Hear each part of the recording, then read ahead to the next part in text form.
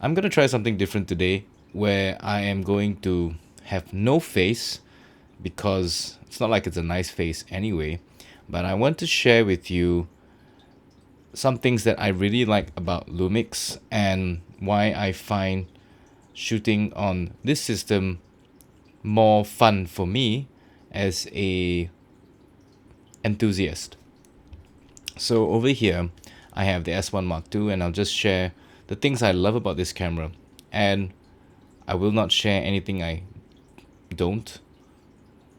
I don't know about that, but let's just talk about things that I love. First of all, I think the body design of this camera is the best body design of any mirrorless camera. I can just imagine people coming in to tell me how it's not true. But I have one of my hobbies is going to the camera store and touching and playing with all the different cameras.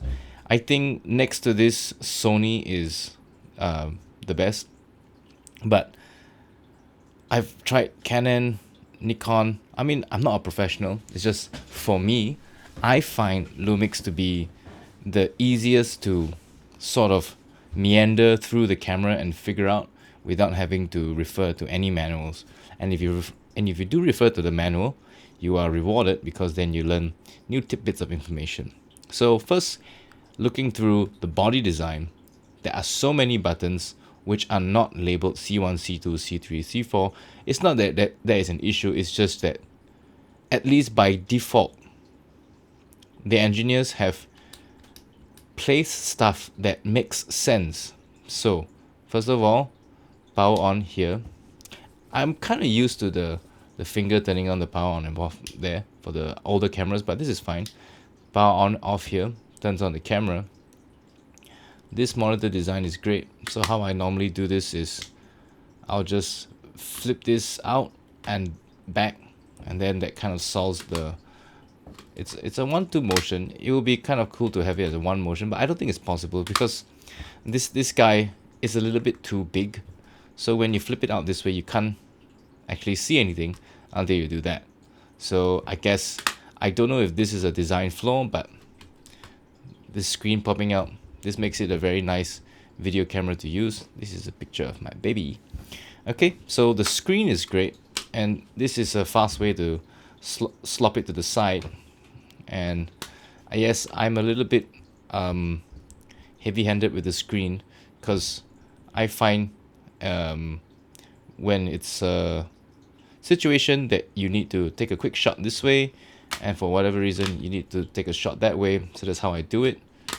How that's done is I have my thumb pulling out the screen this way, and I actually slide my thumb underneath to the bottom here, so you can see.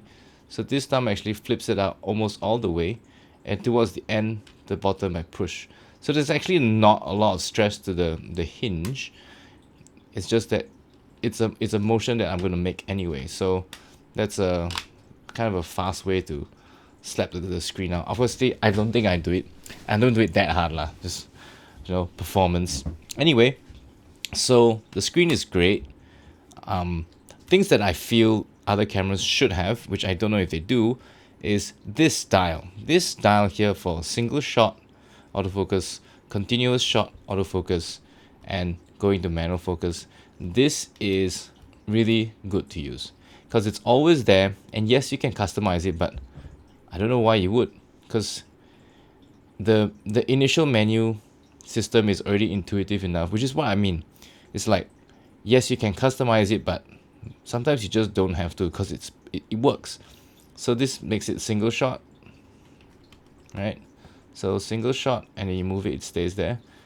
Simple one to make it continuous, now it's continuous, and quick one to make it manual focus, right?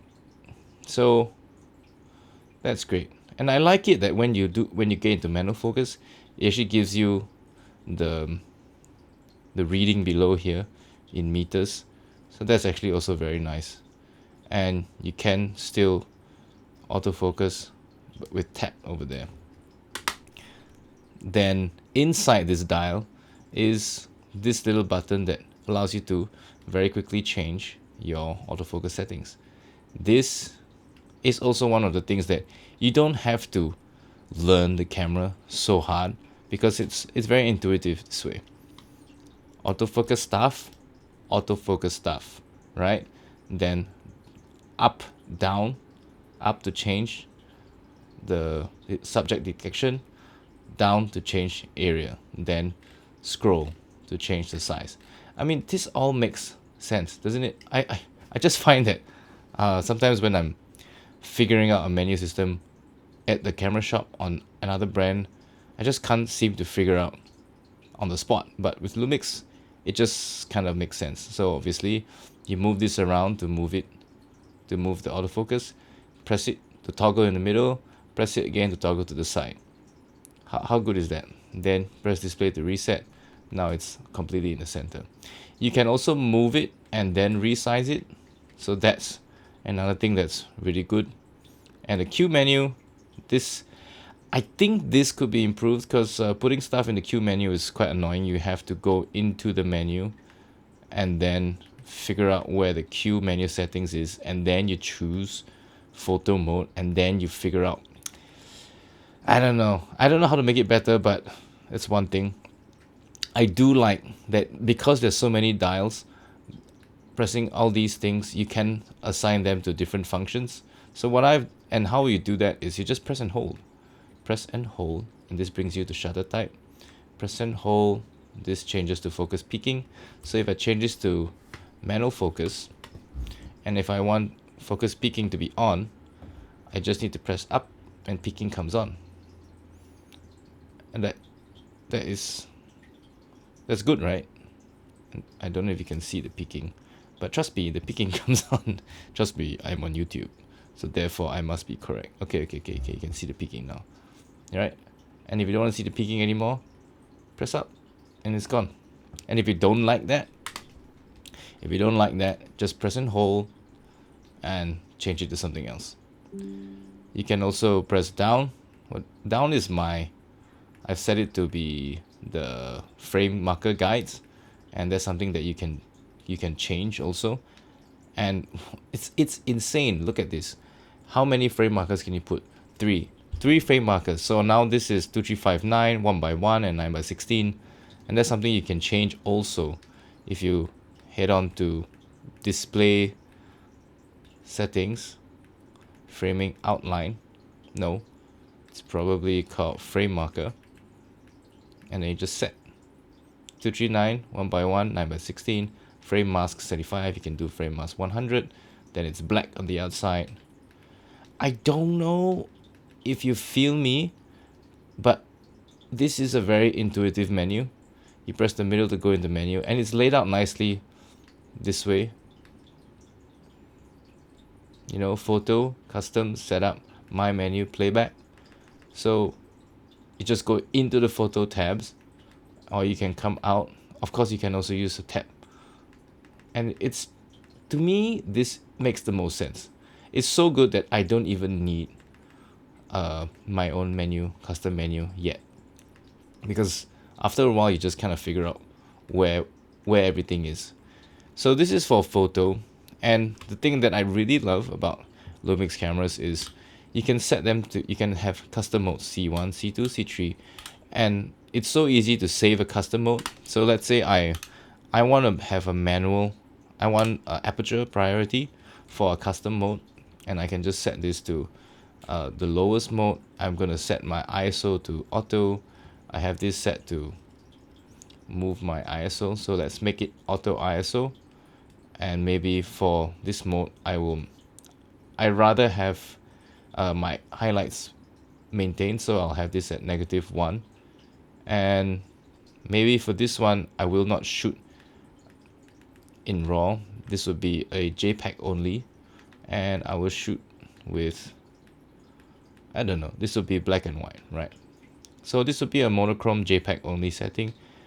And there's a Leica monochrome. Let's use that one. And let's turn on the grain, because it also has grain, and sharpness, you can keep that, and noise reduction, we can bring it all the way down. So let's save this mode as something, to take pictures with. So we'll just go to menu, go to settings, save the custom mode photo, and I'm going to save it to C2, and I'll change the title to Leica. Save. Done. So now let's save to C2. You can move to C2, and then that's it. And then the really nice thing about this is that you can continue to tweak it within C2 itself, or you can just test stuff. So it's like a game. So let's say for this one, I want to test 65-24. Then if you think like, I think I mean, for whatever reason, let's say you kind of fudge this up, right? With the highlights, and my sharpness went all the way down, whatever this is, and you feel like, I think I screwed up this setting, just reload it, and you're back. Setting up the camera feels like you're playing a game. You have save states and load states. What's even more better is that the entire camera has a save state and a load state. So you can go into the settings and you go, custom mode. This item cannot be set. You know why? Because I have no memory. Yeah, like in real life, I also have no memory. So let's put in. Okay, so now you can save the entire camera setting. So let me save this entire camera setting as camset 1. Well, it's saving.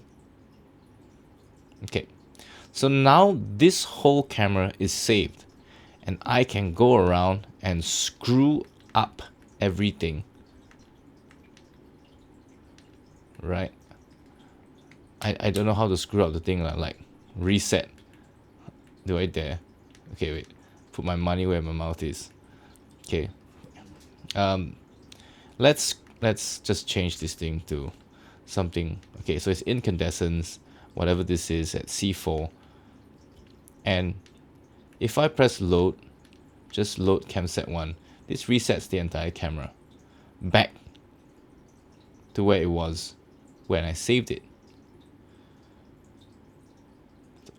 Back to auto white balance. C2 is back to my Leica monochrome. C1 is event. So that works, and that's just one mode. If I swap this to video, we have another whole camera setup again. So I have my C1 set to 6K open gate at the full resolution, and the pixel density, because in my testing this is the best quality. And I have my C2 set to the best quality 50p. So it's not open gate, but this also still keeps the pixel density, so there's no aliasing. And C3, I've set it to open gate 50, so there's a little bit of a compromise, but it's okay. And C4 is my 4K 100p. I think C5 is cam link, so this is when I put my camera on top of cam link, and that's it. And if you want to muck around, you can.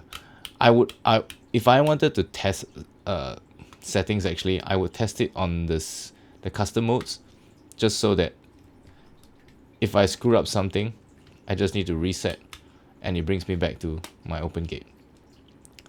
And then you have a whole other menu for S&Q. I don't actually use the S&Q that much on this camera. For one reason is that the quality drop is quite high, but I have set my S&Q to C1, C2, C3, C4 to be largely all the same.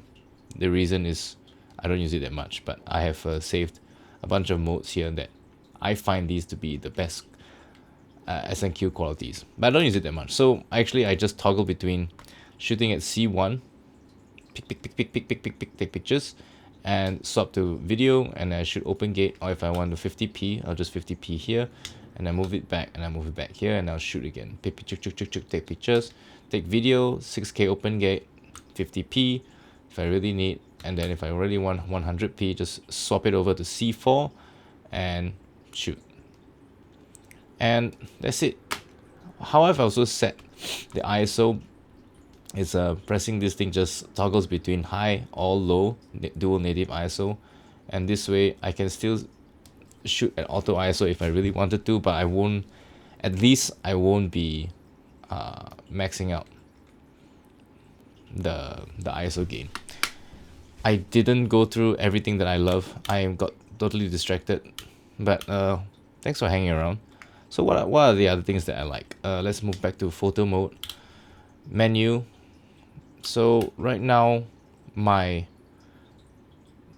manual is on Leica monochrome because I was setting this to go to the custom mode at C2. So let's say I want to load my manual, like my normal camera settings, not to be in the Leica monochrome mode, and I already know that C1 is something that I want to use, right? But I don't want to use C1. I want to be in manual mode with C1.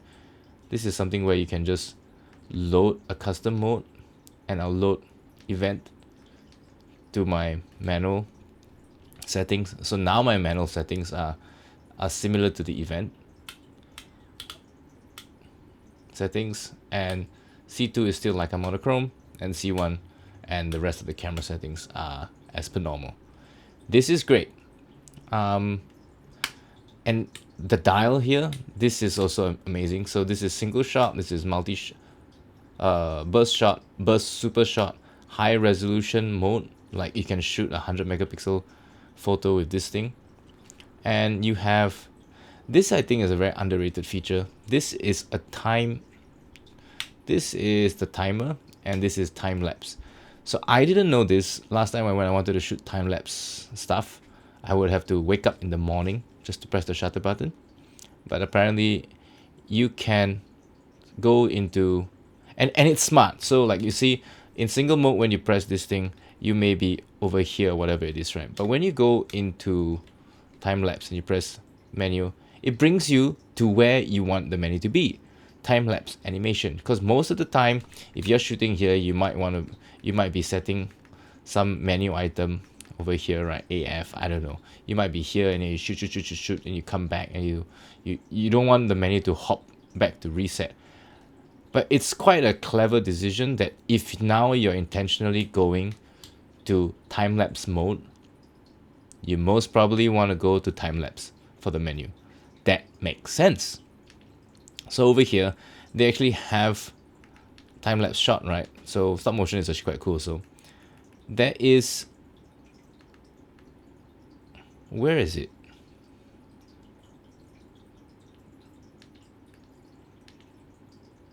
Start time now. You can set a time for it to start. So I can start a time lapse at 6 a.m. and then it will set, right?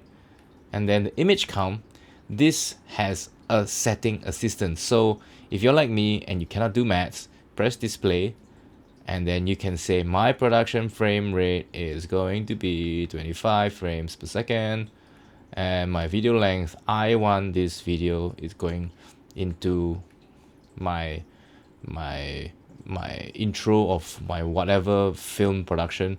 It's gonna be a 10-second clip that I want to cut down. So shoot for 10 seconds, and I'm gonna shoot from 6 a.m. all the way to 7:30. So that's gonna be 1 hour 30 minutes. Right. This starting to make sense to you now? How amazing this is. Reflect above settings. Reflect. So I'm gonna take 250 pictures with 21 seconds interval. That's it. Set. Start time 6 a.m. Like, come on, this is so good. Create new folder and recording. Yes. Yeah, I don't want that to fill up my entire thing. File number reset. Sure, reset. I know. And then that's it. Mode time lapse shot on. Start time 6 a.m. Shooting interval. And then you're done. RAW plus JPEG. So actually, then at this point, just press the shutter button, and then it will go into some sort of like a battery saving mode thingy. I would recommend plugging in this camera to a USB power source just so it doesn't die, and then let it go. At 6 a.m. it will start shooting, and then you will have a video at the end of it. Because at the end of it, it will just make a video. So it doesn't actually even it doesn't just shoot a bunch of photos. After that, at the end, you can make a 10-bit video. So you can actually shoot in log, and you can save that as a 10-bit video, and then you got a time-lapse video in vlog. Come on, that is amazing, right? Stop motion is also fun. That's one of the things I like, and what I really enjoy also is that although that yes, there is a front record button over here, it doesn't have to be record. So actually, I use this for subject detection change, because although you can see how fast this is, turn on subject detection and turn off subject detection like this, it actually requires you to move your thumb back down here to change the detecting subject from human, animal, car. So actually what I've done is I've changed this to this, and the reason why I wanted this to be a quick change is because like I was shooting a pole dancing event, and sometimes I have to change between upside down people and change to oops, I don't do this very often, and change to portrait shots. Most of the time portrait's fine. And okay, so what else is great? Stabilization on this thing is unbeatable. There is no camera on the market that is better at shooting without a gimbal and looking like a gimbal. For example, right now, let me just show you. Let me just record this thing.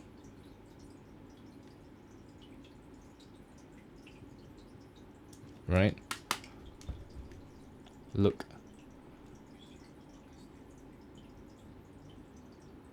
That's handheld, man. That's crazy. That is so good. And it gets even better when you're walking and stuff. I can do a push-in shot.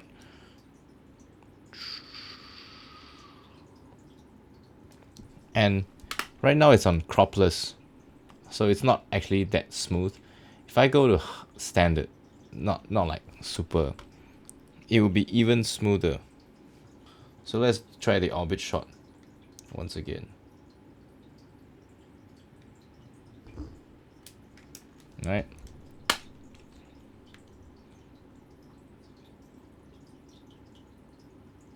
Yeah, it's not terrible. It's not great.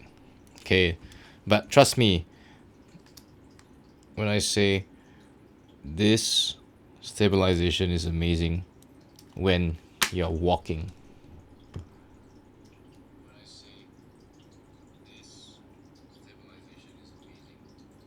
It is pretty good, yeah. Okay, what else? I don't know. I think what else? It's fast. You got a full-size HDMI. This actually works. You can charge, and you can also record to SSD. And this is for your headphone, and this for your mic. And I like it that it's all individual also, so you don't have to open the entire gasket just to use one small thing. Plus, there's a dedicated lock switch, so you don't actually accidentally press stuff. And this is actually very useful if you're like me and you're attempting to take a selfie. You can actually turn the lock on and you won't actually change any settings. Even the whole screen, sometimes you actually touch the screen, so this says lock lever. So that's actually also very good. There's seriously very little not to love about this camera, and the image that comes out of this thing is also amazing. So I've been talking non-stop for 24 minutes, and I don't think it is coverable everything about this camera that is good. And a lot of things that I like about this camera is transferable to other Lumix cameras also, because this is not the first Lumix camera that I bought. This is actually, I started with the GH6, then I moved to the G9 Mark II, and then I moved to the GH7, so that's 3. I sold the GH6 and the G9 Mark II, so, but by the GH7, that was my third Lumix camera. Then I got the S9, and this is the S1 Mark II. Currently, I have 3 Lumix cameras, and all 3 of them, I love them mostly because of the ease of use. This ease of use of the camera is just for me, unbeatable. The touchscreen works, the buttons work, the layout of the buttons is functional. The firmware updates actually make sense. It makes it more fun, and I I I like it all. Yeah, so I I don't know if I would be ever getting another camera system. Even if I'm very rich, I feel like I might just stay with Lumix just cause I think Lumix so far is the most fun camera brand system that I've ever had. I started with a Nikon D90. That's not bad, but the menu system was terrible. Then I had Sony's. I also didn't like the menu system. I always struggled to figure out and wonder why stuff were placed wherever they are, and there were always very strange limitations. The image was nice, but it just wasn't fun. And then Lumix. Lumix was just fun. So thank you, Lumix, for everything that you've done. Thank you for making these cameras somewhat affordable. Thank you for spending the time to design such intuitive products for people like me. Definitely other people will find other cameras intuitive as well, but for me, I find Lumix cameras the most intuitive out there in the market. So that is it. I hope you enjoyed this video. This video was shot on the Lumix S9 with the 18. Amazingly wide 18 to 40 camera lens, and this is the Lumix S1 Mark II, which I love, and I also love this camera, which is the Lumix S9, and I have the GH7 in the dry box, which I also love. I love all three of them, and if Bitcoin goes to a new high, hopefully Lumix you have something cool on the table as well. Alright, so thank you for watching. There is no other footage here for you to see other than just a camera and my voice, and this was recorded on the Sennheiser MKE 600 through a solid state Logic SSL 12 with the 4K legacy on, and I do have a compressor which is the Lauren mastering console from IK Multimedia. So thanks for watching. This is almost half an hour of your time, and that's it. Bye bye and peace.